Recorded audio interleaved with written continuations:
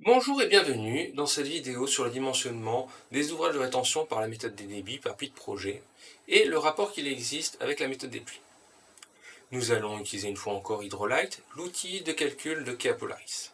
Nous allons reprendre l'étude de la précédente vidéo et nous allons la simuler avec la méthode des débits.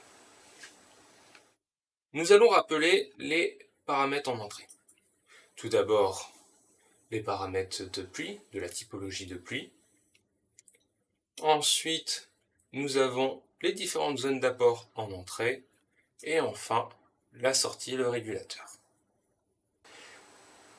La méthode des pluies est une méthode simple. Même si on la représente en général sous forme de graphique où chaque point correspond à une équation, il suffit en réalité de deux équations pour trouver le résultat. Quand maintenant on parle de la méthode des débits, ce n'est pas une équation par point du graphique, mais beaucoup plus parce que l'on suit l'évolution de l'ouvrage au cours du temps, au cours de l'événement pluvieux. Si on prend une pluie de 500 minutes,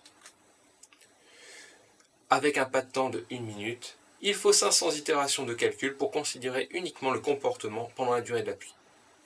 Cela permet d'être beaucoup plus souple dans les hypothèses de comportement non linéaire et comportement transitoire. Reprenons donc notre étude et simulons avec une pluie rectangle pour la même typologie de pluie. Méthode des débits, rectangle.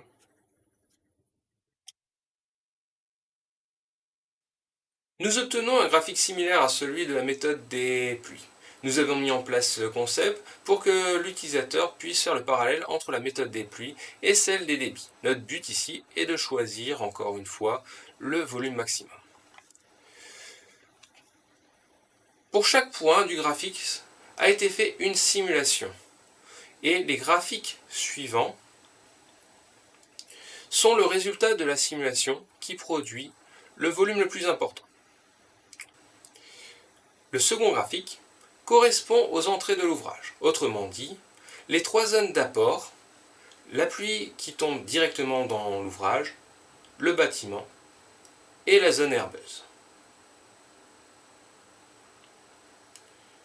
Le fait d'avoir choisi une forme rectangle à la pluie implique aucune variation du débit d'entrée au cours de la simulation de la pluie. Le troisième correspond quant à lui à une sortie. Ici, nous avons le régulateur où le débit est constant au cours du temps. Il y a aussi l'infiltration qui, elle, est nulle dans notre cas.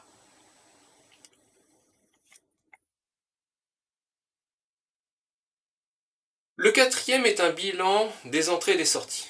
La ligne entrée et le cumul des trois zones d'apport et la ligne sortie et le cumul des sorties. Ici, un seul régulateur. Il s'agit de simulation. Ainsi, nous connaissons les valeurs de débit à 160 minutes par exemple. L'appui est constante, la sortie est constante, et comme elle est positionnée en fond de bassin, elle est active dès le début. Le dernier graphique représente l'évolution du volume au cours du temps. Ce volume augmente d'une manière linéaire jusqu'à la fin de l'appui. Avec ces hypothèses simples, on remarque que l'on n'a pas besoin d'avoir autant de points intermédiaires pour faire les calculs. Il suffit en fait de prendre le débit dans l'entrée, le débit en sortir et de multiplier la différence par la durée de la pluie. C'est exactement ce que fait la méthode des pluies. Et d'ailleurs, la simulation ici donne le même résultat que la méthode des pluies.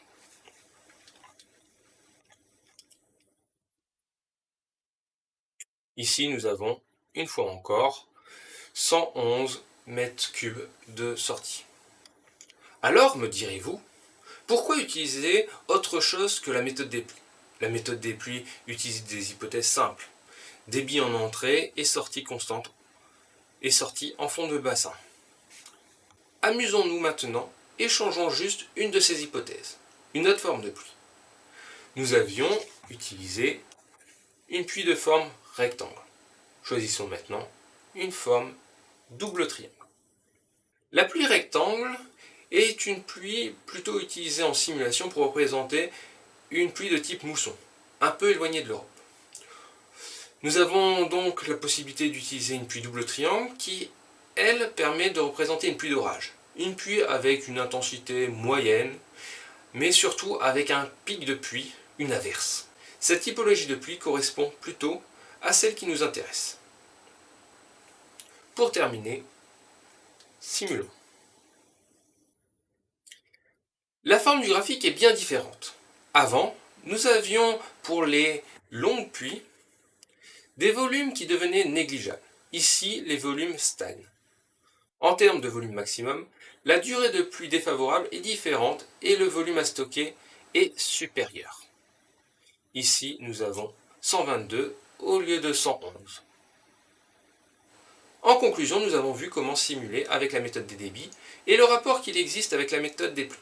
Nous avons vu que s'éloigner des hypothèses simplistes imposées par la méthode des pluies modifie les résultats de la méthode des débits. L'étape suivante sera de déterminer les effets des paramètres qui agissent sur la forme du graphique. Je vous souhaite une bonne journée, à bientôt.